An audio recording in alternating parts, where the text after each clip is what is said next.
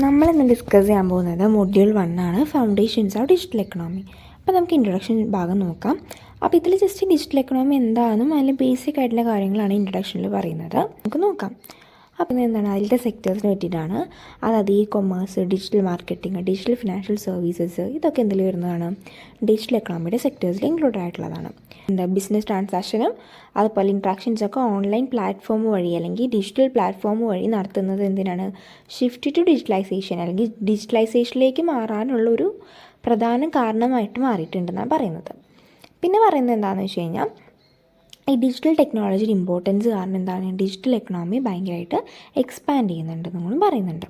അതുപോലെ തന്നെ ഈ ബാങ്കിങ് ഒക്കെ വന്നു. അതായത് പണ്ട് കൺസ്യൂമേഴ്സിന് എന്താണ് ബാങ്ക് അല്ലെങ്കിൽ ഫിനാൻഷ്യൽ ഇൻസ്റ്റിറ്റ്യൂഷൻസിന് എന്താണ് ഫിസിക്കലി അപ്രോച്ച് ചെയ്യേണ്ട വന്നിരുന്നു. എന്നാൽ ഇപ്പോൾ എന്താണൊക്കെ ഡിജിറ്റലിയാണ് നമ്മൾ ബാങ്കിങ് കാര്യങ്ങളൊക്കെ ചെയ്യുന്നതൊക്കെ. അപ്പോൾ അതിലൊക്കെ കുറേ മാറ്റങ്ങൾ വന്നിട്ടുണ്ടെന്നുള്ളതൊക്കെ പറയുന്നത്.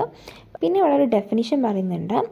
അപ്പോൾ ഡോൺ ടാപ്സ്കോട്ടാണ് ഡിജിറ്റൽ എക്കണോമി എന്ന് പറഞ്ഞിട്ടുള്ള ടേം ഫസ്റ്റ് കോയിൻ ചെയ്തിട്ടുള്ളത്. ഡോൺ ടാപ്സ്കോട്ടിൻ്റെ, അതായത് ഇത് ഡിജിറ്റൽ എക്കണോമി എന്ന് പറയുന്ന കൺസെപ്റ്റിൻ്റെ പൈനറായിട്ടുള്ള ഡോൺ ടാപ്സ്കോട്ടിൻ്റെ the digital economy promise and peril in the age of networked intelligence എന്ന് പറഞ്ഞ ബുക്കിലത്തെ ഡെഫിനിഷനാണിത്. An economy based on digital technologies where knowledge, information and services are the key drivers of economic growth and development. Digital technologies base ചെയ്തിട്ടുള്ള ഒരു എക്കണോമിയാണ് digital economy.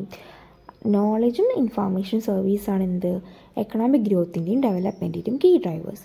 അങ്ങനത്തെ ഒരു എക്കണോമിനെയാണ് നമ്മൾ എന്ത് പറയുന്നത്? ഡിജിറ്റൽ എക്കണോമി എന്ന് പറയുന്നത്.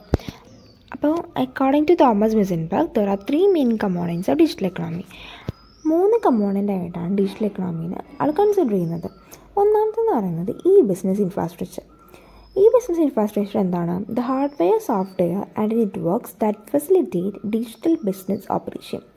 അതായത് ഡിജിറ്റലി ബിസിനസ് ഓപ്പറേഷൻസ് നടത്താനായിട്ട് ഫെസിലിറ്റേറ്റ് ചെയ്യുന്ന അല്ലെങ്കിൽ അതിന് സഹായിക്കുന്ന ഹാർഡ്വെയേഴ്സ്, സോഫ്റ്റ്വെയർ, അതുപോലെ നെറ്റ്വർക്ക്സിനാണ് നമ്മൾ എന്ത് പറയുന്നത്? ഈ ബിസിനസ് ഇൻഫ്രാസ്ട്രക്ചർ എന്ന് പറയുന്നത്. പിന്നെ വരുന്നതാണ് e business. The way business processes are conducted digitally.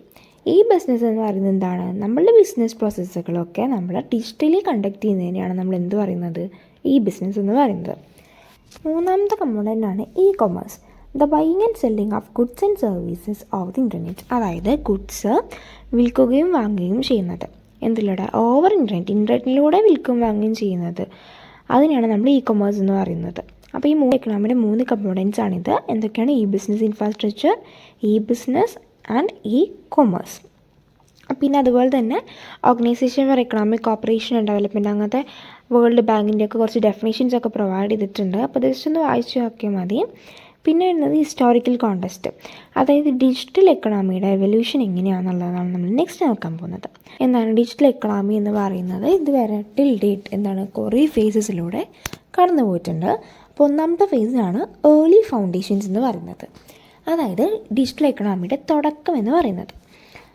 അതെന്ന് പറയുന്നത് അതിൽ വരുന്ന ഒന്നാമത്തെ പോയിൻ്റാണ് development of computers. Development of കമ്പ്യൂട്ടേഴ്സാണ് അപ്പോൾ എന്ത് ഡിജിറ്റൽ എക്കണോമിയുടെ ഏർലി ഫൗണ്ടേഷൻ എന്ന് പറയുന്നത്. The origins of digital economy can be traced back to the invention of the first computers in the mid 20th century. Digital economy origin ചെയ്യാനായിട്ടുള്ള കാരണം എന്ന് പറയുന്നത് എന്താണ്?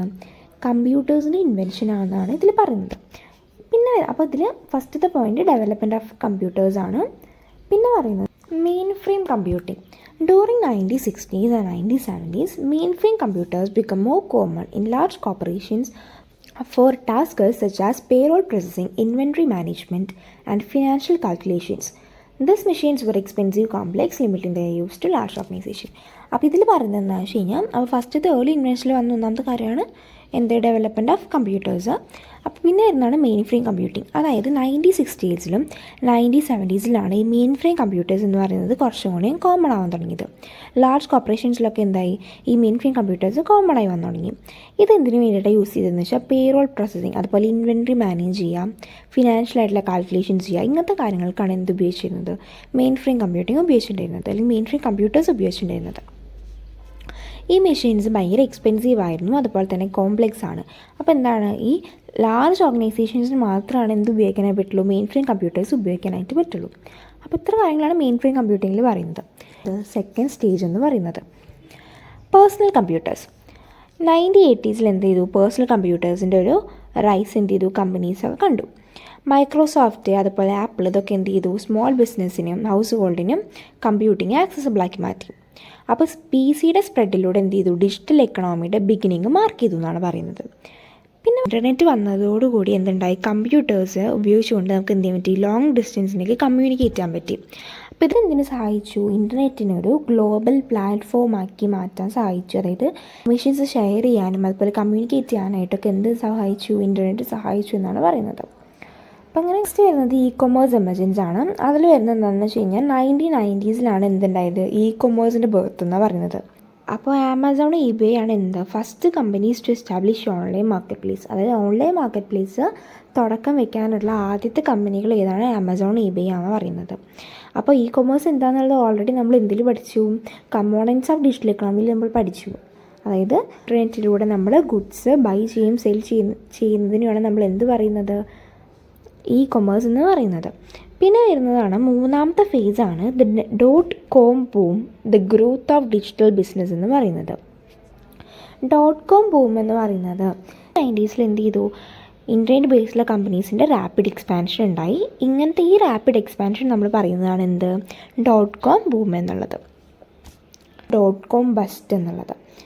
അതായത് കുറേ ഇൻ്റർനെറ്റ് 2001 എന്തുണ്ടായി, ഇൻ്റർനെറ്റ് ബേസ്ഡുള്ള കമ്പനീസ് എന്ത് ചെയ്തു, കൊലാപ്സ് ചെയ്യാൻ തുടങ്ങി. അതായത് ബേസ് ചെയ്തിട്ടുള്ള കമ്പനീസൊക്കെ എന്തായി, നഷ്ടത്തിലാവാൻ തുടങ്ങി, കൊലാപ്സ് ചെയ്യാൻ തുടങ്ങി. അപ്പോൾ ഈ ഒരു കാര്യത്തിനാണ് നമ്മൾ എന്താ പറയുന്നത്, .com ബസ്റ്റ് എന്ന് പറയുന്നത്. അപ്പോൾ ഇതിൽ സർവൈവ് ചെയ്തിട്ടുള്ള കമ്പനീസ്, അതായത് മെയിൻലി ആമസോൺ, ഗൂഗിളൊക്കെ എന്ത് ചെയ്തു, പിന്നീട് അതായത് ഇപ്പോൾ എന്താണ് ഡിജിറ്റൽ സ്പേസിൽ തന്നെ ഒരു ഡൊമിനൻ്റ് ആയിട്ടുള്ള പ്ലെയേഴ്സാണ്. എക്സ്പാൻഷൻ ഓഫ് ഡിജിറ്റൽ സർവീസിൻ്റെ എക്സ്പാൻഷനെ പറ്റിയിട്ടാണ് ഇവിടെ പറയുന്നത്. അതായത് ഇപ്പം എന്താ ഡിജിറ്റൽ സർവീസ് എന്ന് പറയുന്നത് നമുക്കറിയാം കുറേ ഉണ്ട്. അതായത് online banking, digital advertising, software, അപ്പോൾ ഇങ്ങനത്തെ കുറേ കാര്യങ്ങൾ എന്ത് ചെയ്തു എക്സ്പാൻഡ് ചെയ്തു.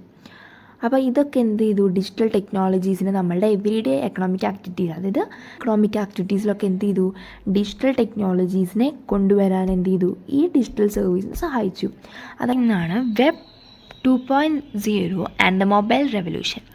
അതായത് വെബ് 2.0 എന്ന് പറയുന്നത് എന്താ വെച്ചാൽ 2000 ഏർലീസിൽ എന്ത് ചെയ്തു, വെബുകളുടെ ഒരു റൈസ് എന്ത് ചെയ്തു നമ്മൾ കണ്ടു എന്നാണ് പറയുന്നത്. അതായത് സോഷ്യൽ നെറ്റ്വർക്കിംഗ്, ഓൺലൈൻ പ്ലാറ്റ്ഫോംസൊക്കെ വരാൻ തുടങ്ങി. ഈ ഫേസ്ബുക്ക്, യൂട്യൂബ് ഇങ്ങനെയുള്ള കുറേ കമ്പനീസ് എന്തിനു വന്നു എന്നാണ് പറയുന്നത്, 2000 റൈസ് ചെയ്തു എന്നാണ് പറയുന്നത്. അപ്പോൾ ഇതൊക്കെ പീപ്പിളിനെ കണക്ട് ചെയ്യാനും ഷെയർ ചെയ്യാനൊക്കെ ആയിട്ട് സഹായിച്ചു എന്ന് പറയുന്നത്. അപ്പോൾ ഇതൊക്കെ ജസ്റ്റ് സിമ്പിളായിട്ടുള്ള കാര്യങ്ങളാണ്, നമുക്ക് അറിയുന്ന കുറച്ച് കാര്യങ്ങൾ തന്നെയാണ് ഇതിൽ പറയുന്നത്.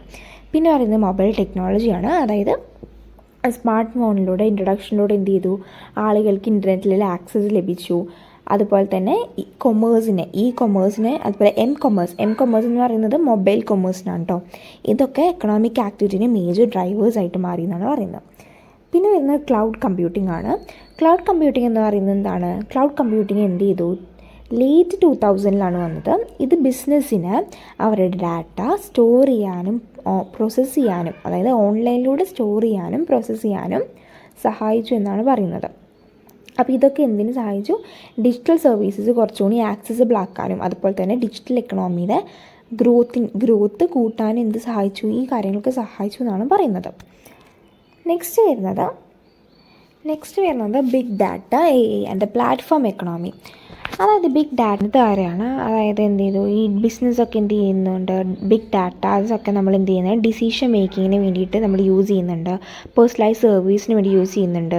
അപ്പോൾ ഡാറ്റ എന്ത് ചെയ്തു, ഡിജിറ്റൽ എക്കണോമിയുടെ ഒരു കീ അസറ്റായിട്ട് മാറി എന്നാണ് ഇതിൽ പറയുന്നത്.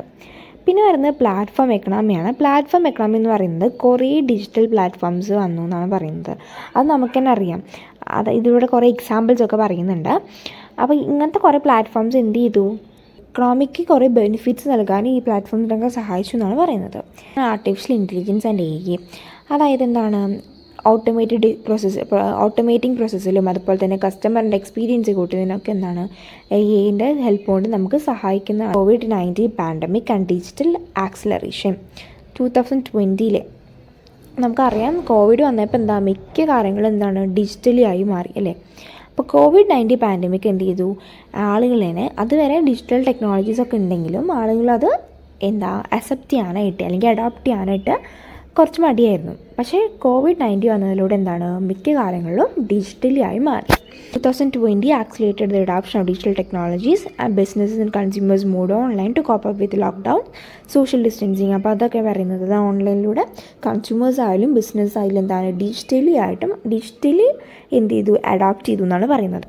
പിന്നെ വരുന്നത് റെസിലിയൻസ് ആൻഡ് ഇന്നോവേഷൻ. അപ്പോൾ പാൻഡമിക് എന്ത് ചെയ്തു, ഡിജിറ്റൽ ഇൻഫ്രാസ്ട്രക്ചറിൻ്റെ ഇമ്പോർട്ടൻസ് എടുത്തു കാണിച്ചു. അല്ലെങ്കിൽ ഡിജിറ്റൽ ടെക്നോളജീസ് അല്ലെങ്കിൽ ഡിജിറ്റൽ ഇൻഫ്രാസ്ട്രക്ചർ എത്രത്തോളം ഇമ്പോർട്ടൻ്റ് ആണ് എന്നുള്ളത് കാണിച്ചു എന്നാണ് പറയുന്നത്. ഡിജിറ്റൽ ടെക്നോളജീസ് ഒക്കെ കുറച്ചുകൂടി നല്ല രീതിയിൽ ഉപയോഗിക്കാനായിട്ട് സഹായിച്ചു എന്ന് കൂടിയും പറയുന്നുണ്ട് ഇവിടെ. അപ്പോൾ പിന്നെ പറയുന്നത് ഓൺഗോയിങ് ഡിജിറ്റൽ ട്രാൻസ്ഫോർമേഷൻ, അതായത് പോസ്റ്റ് പാൻഡമിക് ആണ് പറയുന്നത്, അതായത് COVID-19 ശേഷമുള്ള കാര്യം. കുറേ മാറ്റങ്ങളുണ്ടായി. നമ്മൾ ഡിജിറ്റൽ ടെക്നോളജി കുറച്ചുകൂടി നമ്മൾ അഡാപ്റ്റ് ചെയ്യാൻ തുടങ്ങി. ഏർലി ഒറിജിൻ തൊട്ടിട്ട് ഇപ്പോൾ ഓൺഗോയിങ് ആയിട്ടുള്ളത് വരെ നടക്കുന്ന കാര്യങ്ങളാണ് നമ്മൾ ഇത്ര നേരം ഡിസ്കസ് ചെയ്തത്.